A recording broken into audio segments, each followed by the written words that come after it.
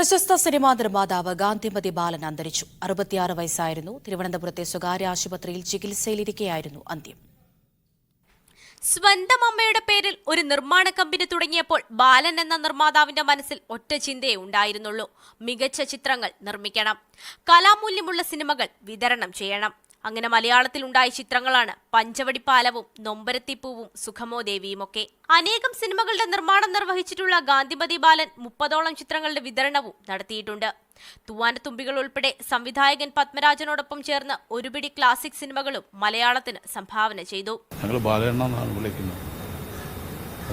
ബാലന്റെ വിയോഗം എന്ന് പറയുന്നത് ഞങ്ങൾക്ക് ആർക്കും താങ്ങാൻ പറ്റാത്തൊരു കാര്യമാണ്. എന്ന് വെച്ചാൽ എല്ലാ കാര്യത്തിനും പുള്ളി ഓടിയെത്താറുള്ളൊരു കാര്യമാണ്. വലിയൊരു സംഘാടകനായിരുന്നു ഗാന്ധിമതി ബാലൻ.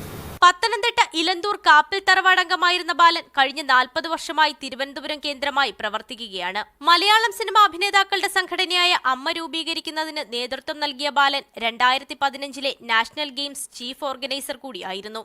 ചലച്ചിത്ര മേഖല കൂടാതെ സാഹിത്യ, സാമൂഹിക, സാംസ്കാരിക വേദികളിലെ നിറസാന്നിധ്യം കൂടിയാണ് ഗാന്ധിമതി ബാലനിലൂടെ ഓർമ്മയാകുന്നത്. മീഡിയ 1 തിരുവനന്തപുരം.